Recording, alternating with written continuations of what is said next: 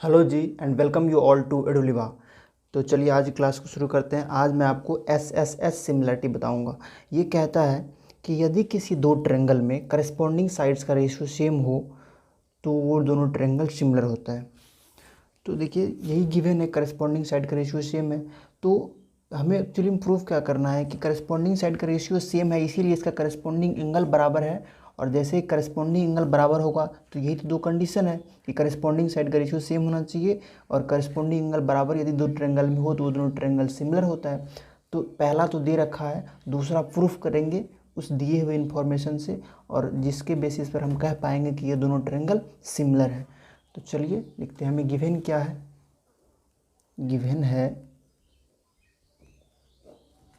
Triangle ABC और triangle DEF में corresponding sides का रेशियो सेम है। करस्पॉन्डिंग साइड का रेशियो सेम मतलब होने का मतलब अभी मैं बताता हूँ आपको। ये हमें गिवन है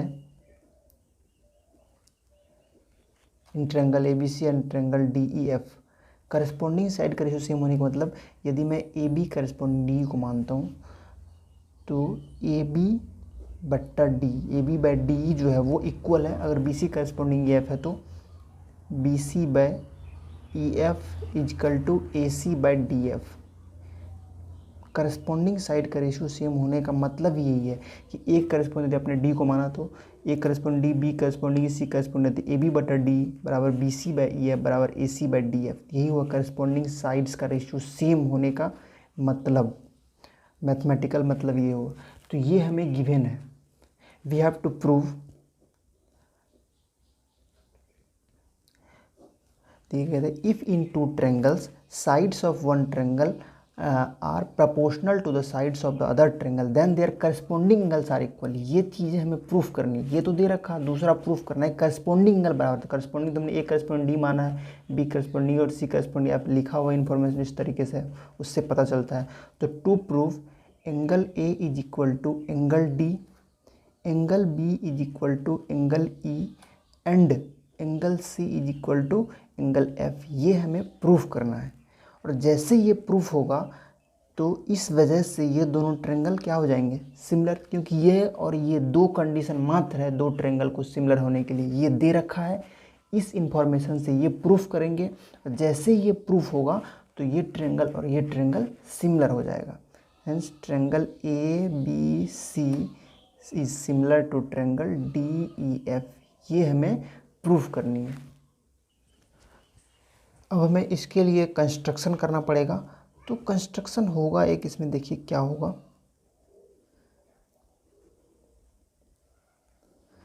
कंस्ट्रक्शन ये हम मान के चल रहे हैं कि ये DEF ट्रायंगल साइज में इससे बड़ा है। तो इसमें क्या करते हैं, AB जितना लेंथ है उतना ही इधर काटते हैं और उसका नाम रखते हैं P। जितना ये DP जो है AB के बराबर है, और जितना बड़ा AC है उतना बड़ा इधर काटते हैं, उसका नाम रखते हैं, जहाँ पर होता है मिलता है वहाँ Q, और P और Q को ज्वाइन कर देते हैं। तो कंस्ट्रक्शन में हमने क्या किया, cut DP is equal to AB, DQ is equal to AC and उसके बाद हमने ज्वाइन कर दिया है PQ को, एंड ज्वाइन PQ। अब नेक्स्ट स्टेप लिखेंगे प्रूफ इसका। तो देखिए इसका प्रूफ कैसे करते हैं।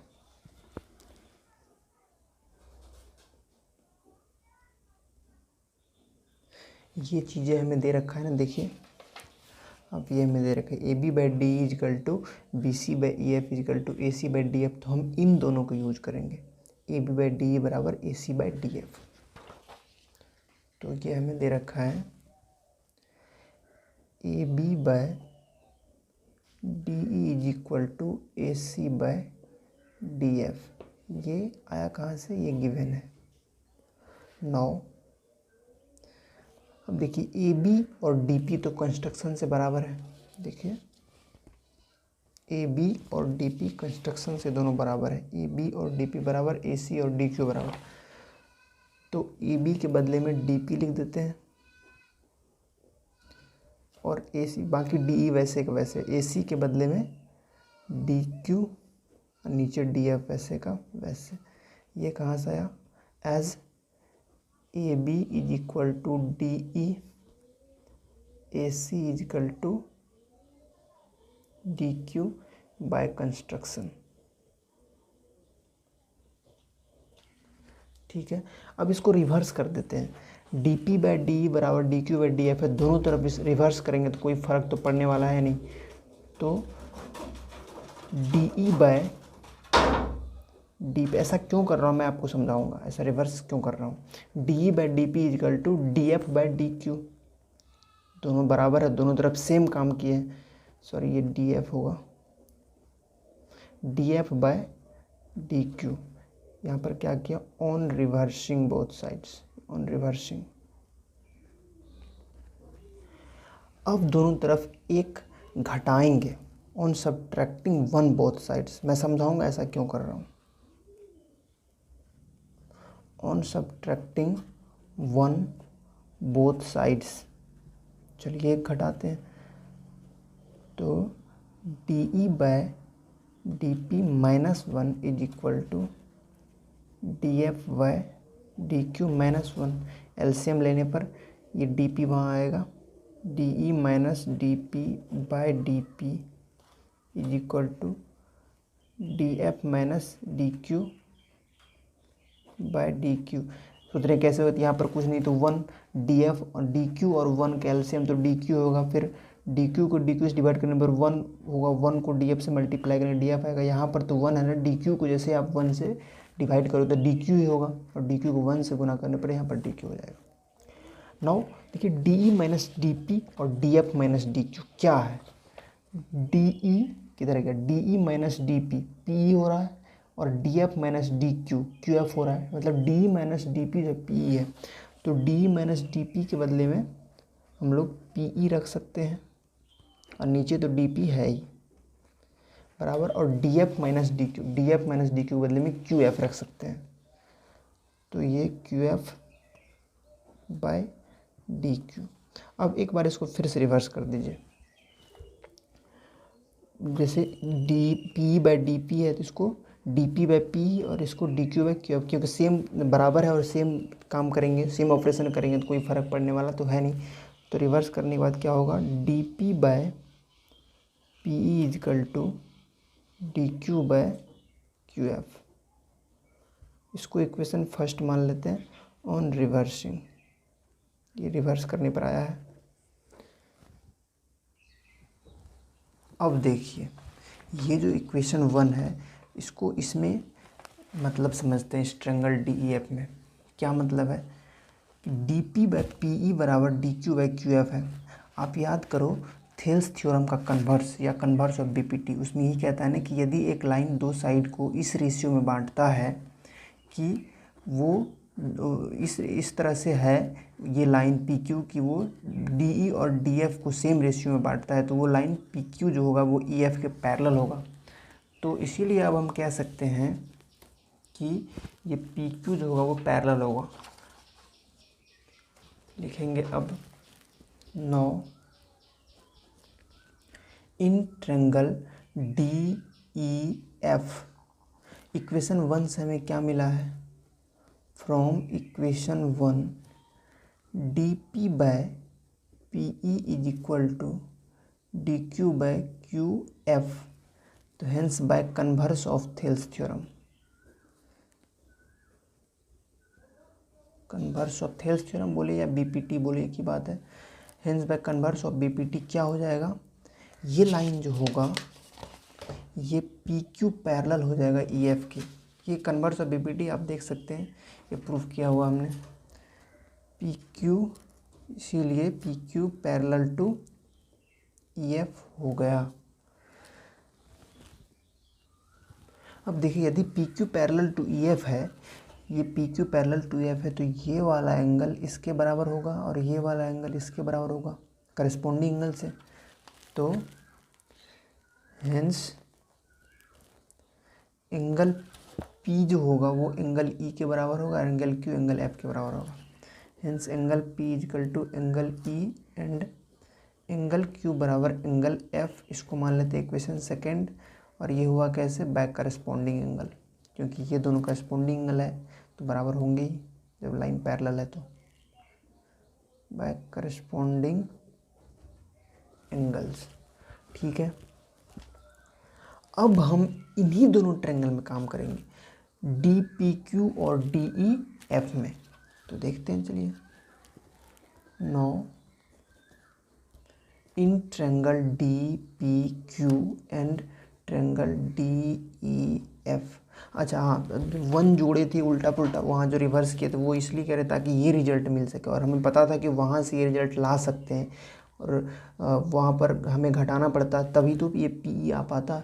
तो इसी वजह से हमने वन यहाँ पर जोड़ा घटा। ये आप भी थेल्स थ्योरम में, कन्वर्स वगैरह में ये सब देखे होंगे, खूब किया था हमने रिजल्ट वगैरह पे काम। तो इन triangle D P Q and triangle D E F हमारे पास क्या सब है, angle P is equal to angle E and angle Q is equal to angle F. अभी फ्रॉम इक्वेशन सेकेंड, कहाँ से आया ये, फ्रॉम इक्वेशन सेकेंड। और देखिए डी पी क्यू और डी एफ ट्रायंगल में, डी पी क्यू और डी एफ ट्रायंगल में ये वाला एंगल इसके बराबर, ये वाला एंगल इसके, यानी दो एंगल बराबर है, तो ए सिमिलरिटी से ये दोनों ट्रायंगल सिमिलर होंगे। तो हेंस बाय ए सिमिलरिटी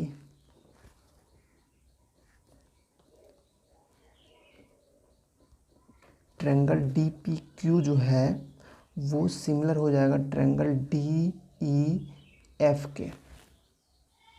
अब triangle D P Q similar हो गया ट्रायंगल डी ई एफ के, तो वहाँ से करस्पॉन्डिंग साइड्स का रेशियो भी सेम होगा। इसके बारे में कह रहा हूँ मैं, डी पी क्यू और डी ई एफ सिमिलर है तो करस्पॉन्डिंग साइड का रेशियो सेम होगा ना। तो देखिए क्या होगा, इसीलिए D P by D E जो है वो इक्वल होगा P Q by E F के, P Q by E F, and that will be equal to D Q by D F is equal to D Q by D F. अब हम यहाँ से दो चीज़ें पकड़ते हैं, ये वाला, ये दोनों फर्स्ट का। तो देखिए आप D P by D E बराबर P Q by E F है, ठीक है। और डी पी के बदले में हम ए बी लिख सकते हैं, कंस्ट्रक्शन से शुरुआत में डी पी और ए बी तो कंस्ट्रक्शन से ही बराबर काटा गया था। तो डी पी के बदले में लिखते हैं A B by D E. ये तीन चीज़ें बराबर, मैं सिर्फ अभी इन दोनों पे काम कर रहा हूँ। A B by D E is equal to P Q by E F हो जाएगा। इसको मान लेते हैं इक्वेशन थर्ड, ये हो गया हमारा इक्वेशन थर्ड। बट क्या हमें ये नहीं दे रखा कि A B by D E जो है वो बराबर है B C by E F के। ये तो हमें गिवन है ना, इसको 4 मानते हैं और ये हमें गिवन है। आपको वो कैसे देखो, तो देखो यहाँ पर A B by D E बराबर B C by E F दे रखा है। A B by D E बराबर डी बराबर B C by E F, तो हमने यहीं से लिखा, ये गिवन है। अब 3 और 4 को देखिए, अब 3 और 4 को देखिए, 3 और 4 का LHS सेम है। इक्वेशन 3 और 4 का ए बी बाई डी, तो RHS भी सेम होना चाहिए। तो from equation 3 and 4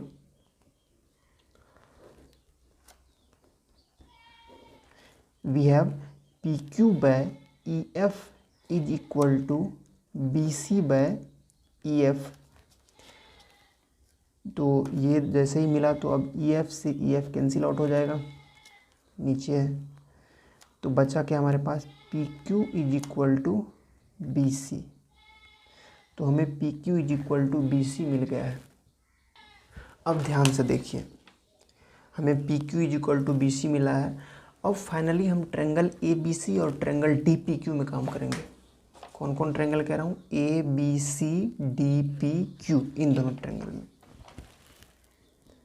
in triangle A B C and triangle D P Q we have A B is equal to D P, फिर A C is equal to D Q and B C is equal to P Q. ये दोनों by construction देख लीजिए, A B is equal to D P, A C is equal to D Q, तो ये दोनों तो by construction आ गया। और अभी तुरंत प्रूफ किया है ना, P Q is equal to B C. तो इसको मान लेते हैं equation 5, B C is equal to P Q from from equation 5। तो हमें मिल गया B C equal to P Q. अब इन दोनों ट्रायंगल में देखिए आप ध्यान से, ए बी सी और डी पी क्यू में बराबर है, करस्पॉन्डिंग साइड ही बराबर हो गया। तो बराबर हो गया तो ये दोनों ट्रायंगल कन्ग्रुएंट हो जाएगा, सिमिलर नहीं कन्ग्रुएंट हो जाएगा। हाँ वो बात सही है कि कन्ग्रुएंट फिगर हमेशा सिमिलर ही होता है, लेकिन यहाँ पर मैं कन्ग्रुएंट की बात कर रहा हूँ। तो ये दोनों ट्रायंगल कन्ग्रुएंट हो जाएगा। तो hence by S S S congruence property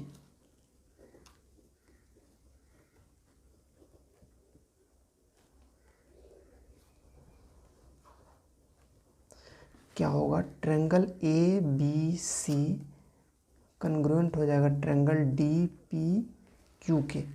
जैसे ये कन्ग्रुएंट हुआ तो करस्पॉन्डिंग एंगल बराबर होगा सी पी सी टी से। याद है कन्ग्रुएंट ट्रायंगल का करस्पॉन्डिंग पार्ट बराबर होता है, जिसको सी पी सी टी कहते हैं। Angle A is equal to angle D, angle B is equal to angle P and angle C is equal to angle Q.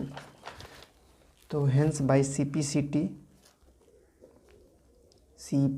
T angle A will be equal to angle D, angle B will be equal to angle P and finally angle C is equal to angle Q. अब आप ध्यान से देखना, angle A, इसी बात को मैं लिख रहा हूँ, बस इसी बात को, angle A is equal to angle D है। और इक्वेशन फर्स्ट देखिए, मैं दिखा देता हूँ वहाँ पर हमने क्या लिखा था। यहाँ देखिए एंगल P एंगल E के बराबर है और एंगल Q एंगल F के बराबर है। तो यहाँ पर मैं वही लिख रहा हूँ, angle A is equal to angle B is equal to angle P, यह तो है, ये तो मिला हमें, और एंगल P बराबर है एंगल E के। तो इस वजह से ये जिसको हमने इक्वेशन सेकंड माना था, ये वाला equation second, angle P is equal to angle E angle Q is equal to angle F, तो हम एंगल B तो रहने देंगे और एंगल P के बराबर और एंगल P एंगल E के बराबर है, तो यहाँ पर एंगल E हो जाएगा। और एंगल सेम वही काम एंगल C है एंगल Q के बराबर और एंगल Q एंगल F के बराबर, तो यहाँ पर एंगल F हो जाएगा।